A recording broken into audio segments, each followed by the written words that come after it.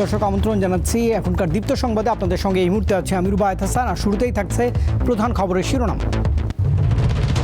ফ্যাসিবাদ বিরোধীদের নিয়ে বৃহৎ জোট গঠনের চেষ্টা বিএনপির, বিচলিত নয় জানিয়েছে জামায়াত। জাতীয় সংসদ নির্বাচনে মোট ভোট কেন্দ্র 42,761, কেন্দ্র বেড়েছে 611টি, কক্ষ কমেছে 16,000। বিয়ারিং প্যাড খুলে পড়ার 23 ঘন্টা পর মেট্রো রেল চলাচল স্বাভাবিক, যাত্রীদের ভোগান্তির অবসান। বিনিয়োগের বড় বাধা আমলাতন্ত্র, ইকোনমিক রিফর্ম সামিটে অভিমত, আর্থিক বিভাগ বিলুপ্তির চিন্তা।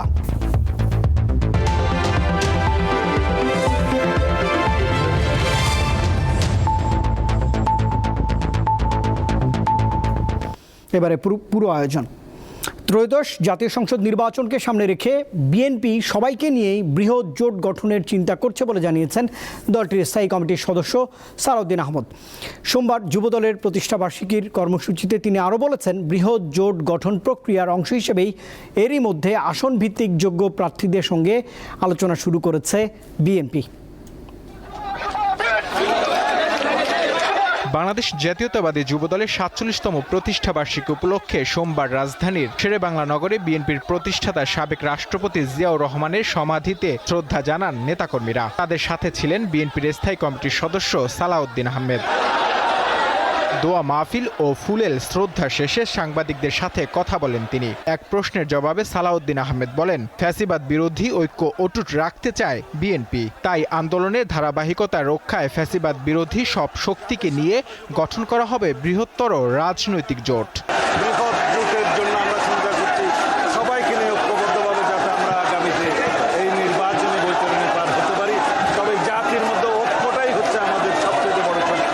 এদিকে শোভাযাত্রা ও সমাবেশ সহ নানা আয়োজনে দেশের বিভিন্ন জায়গায় উদযাপন করা হয় জাতীয়তাবাদী যুবদলের ৪৭তম প্রতিষ্ঠাবার্ষিকী। ১৯৭৮ সালের ২৭ অক্টোবর সাবেক রাষ্ট্রপতি জিয়াউর রহমান বাংলাদেশ জাতীয়তাবাদী যুবদল নামে বিএনপির যুব সংগঠন প্রতিষ্ঠা করেন। নূর আলম, দীপ্ত সংবাদ, ঢাকা।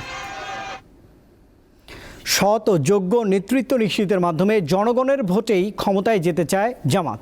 তাই বিএনপির জোট নিয়ে তারা চিন্তিত নয় বলে জানিয়েছেন দলটির সেক্রেটারি জেনারেল মিয়া গোলাম পরোয়ার। জামাতের নির্বাচনী ইশতেহার তৈরি করা হচ্ছে জানিয়ে তিনি বলেছেন, কোনো আন্দোলনের শরিকদের নিয়ে জোট গঠন করা হবে, বিএনপির তা পরিষ্কার করা উচিত।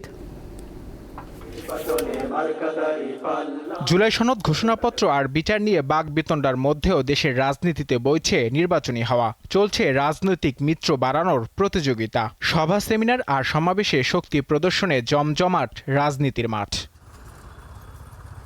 নির্বাচনের তফসিল ঘোষণা না হলেও এরই মধ্যে জোট কেন্দ্রিক ভোট নিয়ে নানা আলোচনা চলছে। বিশেষ করে গণ অভ্যুত্থানে নেতৃত্ব দেওয়া জাতীয় নাগরিক পার্টি এনসিপির সাথে বিএনপি অথবা জামায়াতের নির্বাচনী জোট বা আসন সমঝোতা হয় কিনা এ নিয়ে আলোচনা চলছে রাজনৈতিক পরিমণ্ডলে। এরই মধ্যে যুগপৎ আন্দোলনের শরিক ও সমমনা দল নিয়ে বৃহত্তর নির্বাচনী জোট গঠনের ঘোষণা দিয়েছে বিএনপি। অন্যদিকে ইসলামী আন্দোলন সহ অন্যান্য ইসলামী দল এবং বেশ কিছু মধ্যপন্থী দল নিয়ে জোট গঠনের চেষ্টা করছে জামায়াত ইসলামী। তফসিল ঘোষণা হলে নির্বাচনী মেরুকরণে এখানে কোনো আসন সমঝোতা হবে বা কার সাথে কি কতটা হতে পারে, সেই লক্ষ্যেই কিন্তু আমরা একসাথে চলছি। আমরা বিএনপি বা আওয়ামী লীগকে চ্যালেঞ্জ এই মুহূর্তে মনে করি না, আমরা চ্যালেঞ্জ মনে করি নির্বাচনটা নিরপেক্ষ হওয়া। তারা বলছেন যে আন্দোলনে যারা এতদিন আমাদের সাথে ছিলেন আমরা জোট করব, সেই এতদিন মানে কতদিন, তারও কিন্তু একটা লিমিট থাকতে হবে। তাদের আন্দোলনের সাথে মাঝে মাঝে বিভিন্ন লোকেরা কিন্তু ছিল, কোন সময় পর্যন্ত এই এতদিনের মধ্যে কাউন্ট হবে সেই সময়সীমা বললে আমরা বুঝতে পারতাম যে ওনারা এর মধ্যে কোন কোন যুগপৎ আন্দোলনের শরীরদেরকে ইনক্লুড করতে চান। প্রশ্নই আসে না। আমরা আগে কখনো বিচলিত হইনি, তো আমরা তো এমন একটা দল, কিছুই আমাদেরকে বিচলিত করে না, আমরা শুধু সামনে চলতেই জানি। তিনি জানান, শিক্ষা ব্যবস্থার কাঠামোগত সংস্কার, সামাজিক ন্যায় বিচার প্রতিষ্ঠা ও দুর্নীতিমুক্ত শক্তিশালী অর্থনৈতিক ব্যবস্থাকে গুরুত্ব দিয়ে ইশতেহার তৈরি করছে জামায়াত। শিডিউল ঘোষণা হলেই আমরা ইশতেহারটা দেব। আর আমাদের প্রাধান্য থাকছে ফার্স্ট হচ্ছে যে একটা দেশ জাতি নির্মাণের জন্য জাতির শিক্ষা ব্যবস্থাকে ঢেলে সাজাতে হবে, অর্থনীতিটাকে চাঙ্গা রাখা যায়, এগুলোকে আমরা প্রায়োরিটি দিয়ে আমরা সাজাচ্ছি। জামাতের শীর্ষ এই নেতা জানান, সৎ ও যোগ্য নেতৃত্ব নিশ্চিতের মাধ্যমে জনগণের ভোটে ক্ষমতায় যেতে চায় জামায়াত। রাজনীতিতে লিডারশিপের মধ্যে এই অনিশ্চিত বড় সংকট, তো সেটা জামাত ইসলামের বিরাট একটা চ্যালেঞ্জ। নূর আলম, দীপ্ত সংবাদ, ঢাকা। ত্রয়োদশ জাতীয় সংসদ নির্বাচনের জন্য 42,761টি ভোট কেন্দ্র চূড়ান্ত করেছে নির্বাচন কমিশন। এই সংখ্যা আগের বারের চেয়ে 611টি বেশি, তবে ভোট কক্ষ কমেছে 16,000-এর মতো। সোমবার ইসি সিনিয়র সচিব আক্তার আহমেদ এসব তথ্য জানিয়েছেন। তিনি বলছেন, বিধিমালায় শাপলা প্রতীক না থাকায় এনসিপিকে তা দেওয়ার সুযোগ নেই। বহুল প্রতীক্ষিত ত্রয়োদশ জাতীয় সংসদ নির্বাচন সামনে রেখে সব ধরনের প্রস্তুতি নিচ্ছে এএমএম নাসির উদ্দিনের নেতৃত্বাধীন নির্বাচন কমিশন। ভোটার তালিকা প্রস্তুত, সীমানা নির্ধারণ, ভোট কেন্দ্র চূড়ান্তকরণ, দলের নিবন্ধন ও আইনি সংস্কার এর অন্যতম। সোমবার রাজধানীর আগারগাঁওয়ে নির্বাচন ভবনে চূড়ান্ত ভোট কেন্দ্রের সংখ্যা প্রকাশ করেন কমিশনের সিনিয়র সচিব। 64টা জেলার 300 কনস্টিটিউয়েন্সির ভোট কেন্দ্রের সংখ্যা 42,761, আর কক্ষের সংখ্যা হচ্ছে পুরুষদের জন্য 1,15,137 আর মহিলাদের জন্য 1,29,602। অস্থায়ী কেন্দ্রের আমরা প্রাথমিকভাবে আমাদের এখন পর্যন্ত হিসাব হচ্ছে 14টা, এবং সেখানে অস্থায়ী কক্ষের সংখ্যাও দাঁড়াবে আপনার 12,000-এর মতন। জাতীয় নাগরিক পার্টি এনসিপি শাপলা প্রতীক পাবে কিনা তা জানান এই কর্মকর্তা। নির্বাচন কমিশন যেটা বলেছে যে তারা স্ববিবেচনায় নিজের একটা প্রতীক বরাদ্দ করে দেবে, সেটাই হচ্ছে এখনকার পর্যন্ত অবস্থান। রাজনৈতিক দলগুলোকে প্রাথমিকভাবে চিহ্নিত করে মনে করি যে এরা নিবন্ধন পাওয়ার যোগ্য, তাদের বিজ্ঞপ্তি দিতে হবে। সেই বিজ্ঞপ্তির সময় তাদেরকে প্রতীক চিহ্নিত করেই বিজ্ঞপ্তি দেওয়া হবে। নতুন রাজনৈতিক দল ও দেশি পর্যবেক্ষক সংস্থার নিবন্ধন চলতি সপ্তাহে সম্পন্ন হবে বলে জানান নির্বাচন কমিশনের সিনিয়র সচিব।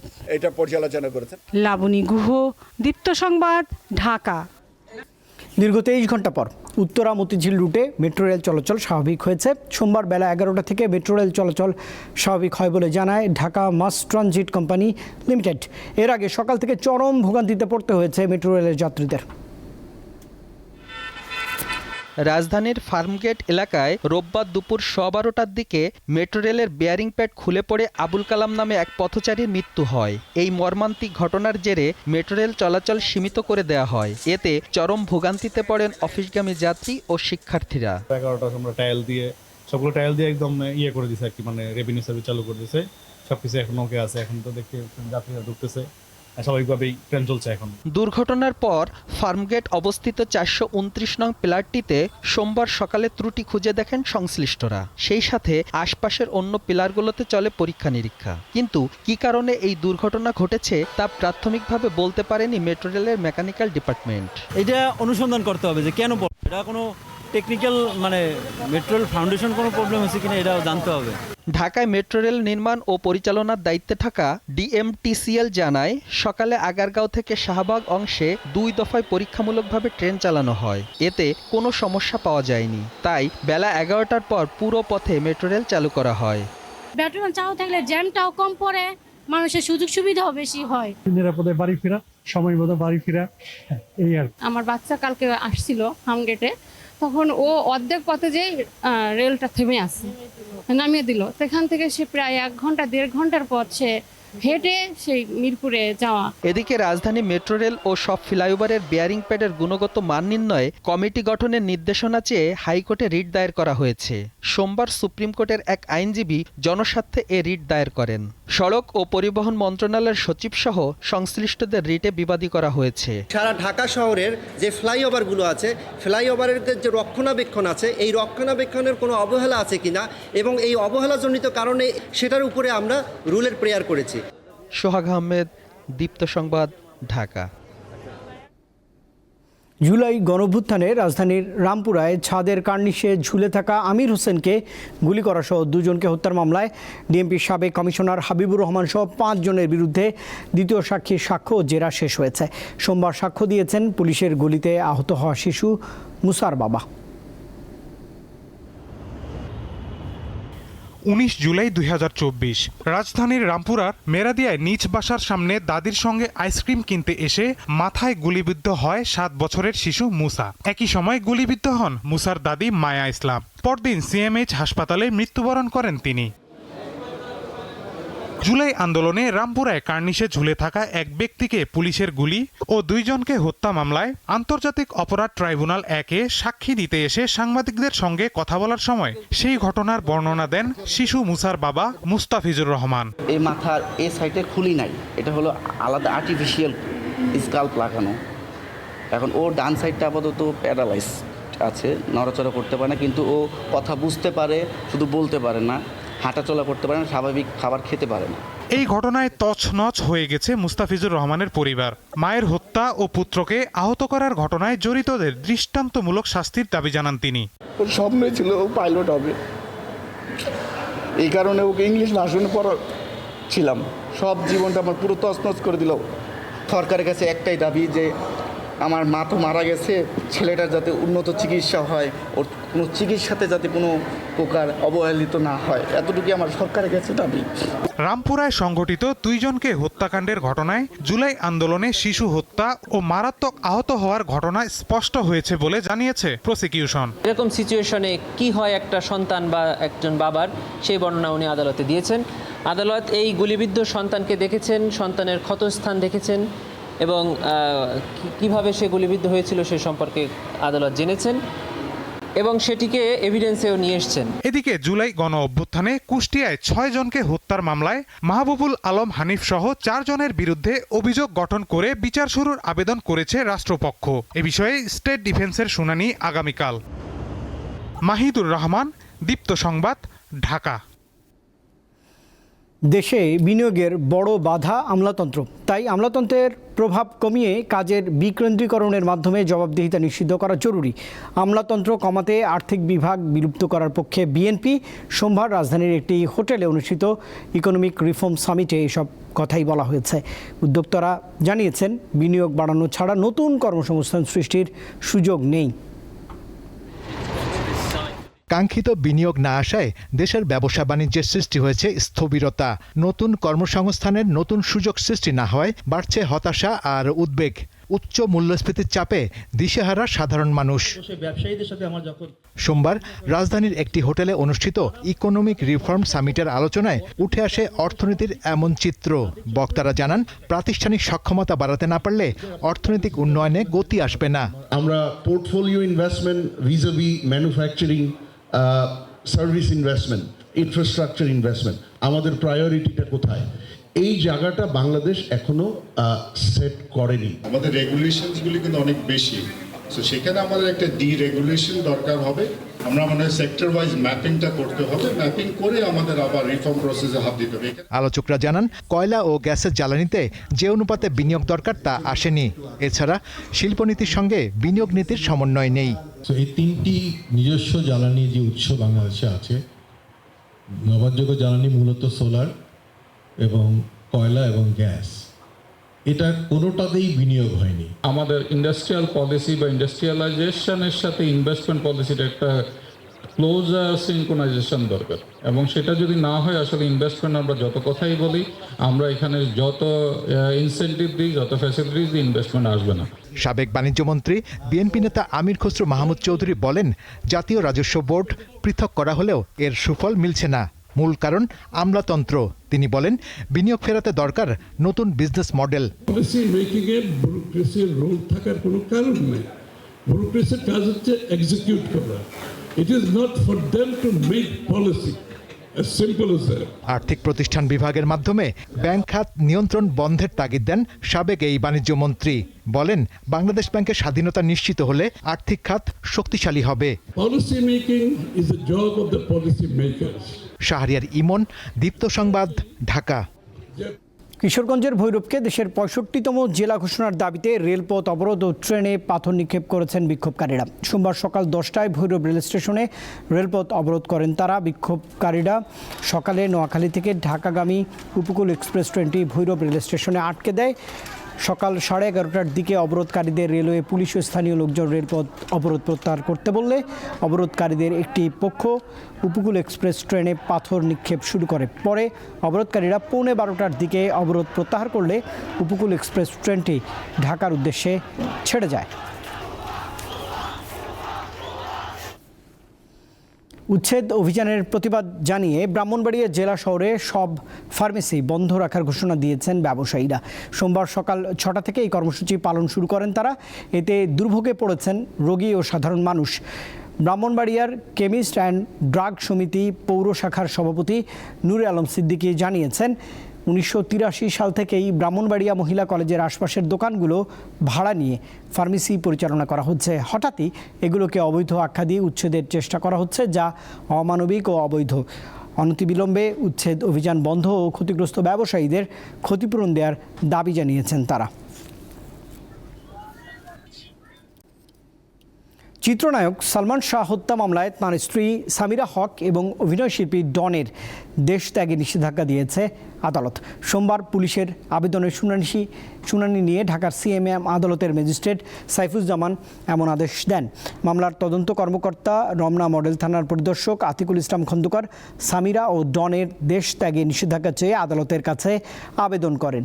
শুনানি নিয়ে আদালত তাদের দুজনের দেশ ত্যাগে নিষেধাজ্ঞা দেয়। 29 বছর আগে চিত্রনায়ক সালমান শাহর মৃত্যুর ঘটনায় আদালতের নির্দেশে 21 অক্টোবর রমনা থানায় হত্যা মামলা দায়ের করা হয়। মামলায় সালমান শাহর স্ত্রী সামিরা হক সহ 11 জনকে আসামি করা হয়েছে।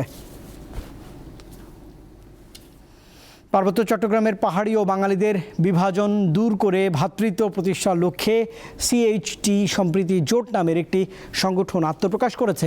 সোমবার রাজধানীতে 19 সদস্যের কমিটি ঘোষণা করা হয়েছে। এর আহ্বায়ক থোয়াইংচি সংসাং আর সদস্য সচিব ইফতেখার ইমন। অনুষ্ঠানে জানানো হয়েছে, চাকমা, মারমা, ত্রিপুরা, বাঙালি সহ 14টি প্রধান জাতিসত্তার সাংবিধানিক অধিকার এবং সম্প্রীতি নিশ্চিতে এই সংগঠনটি কাজ করবে। পার্বত্য চট্টগ্রামের ক্ষুদ্র নৃগোষ্ঠী ও বাঙালিদের ভ্রাতৃত্বের বন্ধনের চির ধরায় বিভিন্ন সময়ে সেখানে রক্ত ঝরেছে। সম্প্রতি আরেক দফায় রক্তাক্ত হয় নৈসর্গিক সৌন্দর্যের এই ভূমি। ফলে অনিশ্চয়তা নেমে আসে অনেকের জীবনে। বন্ধ হয়ে যায় পর্যটকের আনাগোনা। ধস নামে বান্দরবান, রাঙামাটি ও খাগড়াছড়ির পর্যটন শিল্পে। 3 পার্বত্য জেলায় বাঙালি ও অবাঙালিদের মধ্যে সৌহার্দ্য নিশ্চিতের ভাবনা থেকে আত্মপ্রকাশ ঘটল CHT সম্প্রীতি জোট নামের একটি সংগঠনের। সোমবার জাতীয় প্রেস ক্লাবে ঘোষণা করা হয় কমিটি। পার্বত্য চট্টগ্রাম সম্প্রীতি জোটের কেন্দ্রীয় 19 সদস্য বিশিষ্ট কেন্দ্রীয় কমিটি ঘোষণা করছি। আহ্বায়ক ইঞ্জিনিয়ার থোয়াইচিং মংসাক, সদস্য সচিব ইখতিয়ার ইমন, মুখপাত্র পাইশিকয় মারমা। আমাদের মূলনীতি সমতা, শান্তি, স্বীকৃতি। সমতা, প্রত্যেক জাতি, ধর্ম ও সম্প্রদায়ের জন্য সমান অধিকার, সুযোগ ও মর্যাদা নিশ্চিত করা। বিদেশি ষড়যন্ত্রের কারণে পাহাড়ে বিভাজন তৈরি হচ্ছে বলে দাবি করেন স্টুডেন্ট ফর সভারেন্টি নামের সংগঠনের সভাপতি। পার্বত্য চট্টগ্রামে বিচ্ছিন্নতাবাদ তৈরি হচ্ছে, নানান সমস্যা তৈরি হচ্ছে এবং পার্শ্ববর্তী রাষ্ট্র থেকে সশস্ত্র সংগ্রামের পার্বত্য চট্টগ্রামকে আলাদা করার হুমকি দেওয়া হচ্ছে। মানে বিদেশি কোনো শক্তির দ্বারা, বিভিন্ন NGO, মিশনারি এদের দ্বারা প্রভাবিত না হয়ে আমরা বাংলাদেশি হিসেবে থাকলেই তো ভালো। সম্প্রীতি জোটের মাধ্যমে সব সম্প্রদায়ের মানুষের কাছে যাওয়ার পরামর্শ দেন বক্তারা। বাংলাদেশকে বাঁচাতে চাই, তাহলে আমাদের সম্প্রীতিটা তৈরি করতে হবে, আমাদের ঐক্যটা তৈরি করতে হবে। সেই জন্য সম্প্রীতি এবং ঐক্য জোটের প্রয়োজন রয়েছে। আমরা যদি এটাকে কার্যকর করতে চাই, তাহলে আমাদেরকে সমস্ত সম্প্রদায়ের কাছে পৌঁছাতে হবে। দেশের সার্বভৌমত্ব, স্বাধীনতা এবং পার্বত্য চট্টগ্রাম সহ সারা দেশে সম্প্রীতি রক্ষা করা সবার নৈতিক দায়িত্ব বলে মন্তব্য করেন অতিথিরা। স্বস্তিকা সিংহ, দীপ্ত সংবাদ, ঢাকা। আন্তর্জাতিক প্রসঙ্গ। আফগানিস্তান সীমান্তে পাকিস্তানি সেনাবাহিনী এবং তেহরিকি তালিবান পাকিস্তানের যোদ্ধাদের মধ্যে সংঘর্ষের ঘটনা ঘটেছে। এতে অন্তত 5 পাকিস্তানি সেনা এবং 25 জন TTP যোদ্ধা নিহত হয়। এক বিবৃতিতে পাকিস্তান সেনাবাহিনী জানিয়েছে, সন্ত্রাসীদের 2টি বড় দল উত্তর পশ্চিমাঞ্চল খাইবার পাখতুনখোয়া প্রদেশে সীমান্তের 2টি ভিন্ন স্থান থেকে অনুপ্রবেশের প্রচেষ্টা করে। এ সময় পাকিস্তানি বাহিনীর হামলায় 4 আত্মঘাতী বোমা হামলাকারী সহ কমপক্ষে 25 জন সন্ত্রাসী নিহত হয়। পরে নিহতদের কাছ থেকে প্রচুর পরিমাণে অস্ত্র, গোলাবারুদ ও বিস্ফোরক উদ্ধার করা হয়েছে। ইসরায়েলি জিম্মিদের মরদেহ উদ্ধারের কাজে যুক্ত হচ্ছে মিশর ও আন্তর্জাতিক রেড ক্রস। এক বিবৃতিতে ইসরায়েল সরকার জানিয়েছে, মিশর ও রেড ক্রসের দলকে গাজার ইয়েলো লাইন বা ইসরায়েলি সেনা নিয়ন্ত্রিত এলাকার বাইরেও ধ্বংসস্তূপে মরদেহ অনুসন্ধানের অনুমতি দেওয়া হয়েছে।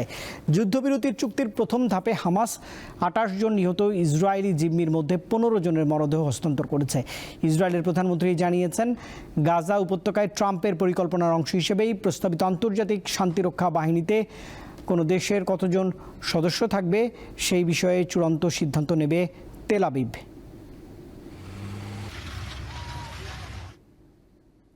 যুক্তরাষ্ট্রের কেন্দ্রীয় সরকারের চলমান অচল অবস্থার কারণে নভেম্বরে মার্কিন নাগরিকদের খাদ্য সহায়তা বিতরণ করা হবে না বলে জানিয়েছে দেশটির কৃষি বিভাগ।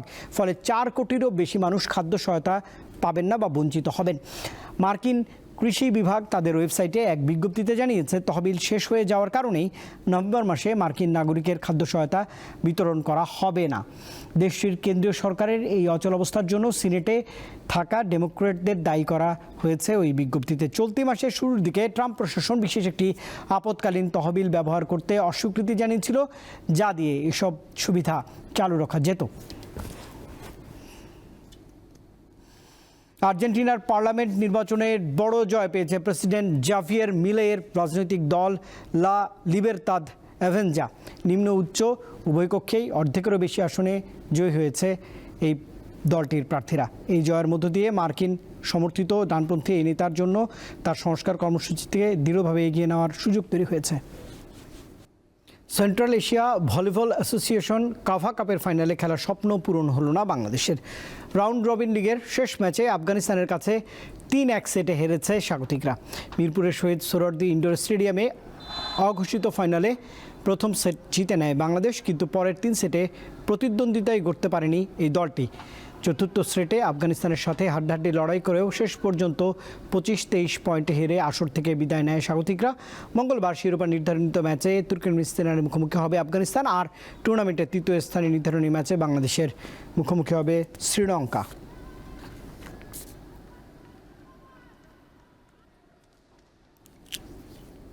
অস্ট্রেলিয়ার বিপক্ষে সিরিজের শেষ ওয়ানডেতে ক্যাচ ধরতে গিয়ে পাঁজরে গুরুতর আঘাত পেয়ে আইসিইউতে ভর্তি হয়েছেন ভারতের সহ অধিনায়ক শ্রেয়াস আইয়ার। গত শনিবার ওয়ানডে সিরিজের শেষ ম্যাচে ব্যাকওয়ার্ড পয়েন্ট থেকে দৌড়ে গিয়ে ঝাঁপিয়ে পড়ে অ্যালেক্স ক্যারির ক্যাচ ধরেছিলেন শ্রেয়াস। এ সময় বাঁ পাঁজরে মারাত্মক চোট পান এই ক্রিকেটার। পরে ব্যথা বাড়তে থাকলে দ্রুত সিডনির একটি হাসপাতালে নেওয়া হয় তাকে। অভ্যন্তরীণ রক্তক্ষরণ ধরা পড়ার পর শ্রেয়াস আইয়ারকে আইসিইউতে স্থানান্তর করা হয়েছে। শারীরিক পরিস্থিতি অনুযায়ী অন্তত 2 থেকে 7 দিন নিবিড় পর্যবেক্ষণে রাখা হবে এই ক্রিকেটারকে।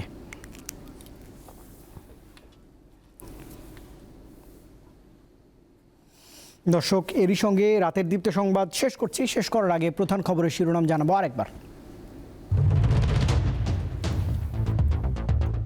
ফ্যাসিবাদ বিরোধীদের নিয়ে বৃহৎ জোট গঠনের চেষ্টা বিএনপির, বিচলিত নয় জানিয়েছে জামাত। সংসদ নির্বাচনে মোট ভোট কেন্দ্র 42,761 কেন্দ্র বেড়েছে 611টি, কক্ষ কমেছে 16,000। বিয়ারিং প্যাড খুলে পড়ার 23 ঘন্টা পর আবারও চলাচল শুরু করেছে মেট্রো রেল, যাত্রীদের ভোগান্তির অবসান। বিনিয়োগের বড় বাধা আমলাতন্ত্র, ইকোনমিক রিফর্ম সামিটে অভিমত, আর্থিক বিভাগ বিলুপ্তির চিন্তা। আর দর্শক, এই ছিল এখনকার মতো। এতক্ষণ সঙ্গে থাকবার জন্য ধন্যবাদ সবাইকে। আরও তথ্য বিনোদনের জন্য আপনি যুক্ত থাকতে পারেন দীপ্ত টেলিভিশনের ডিজিটাল প্ল্যাটফর্মগুলোতে। শুভরাত্রি।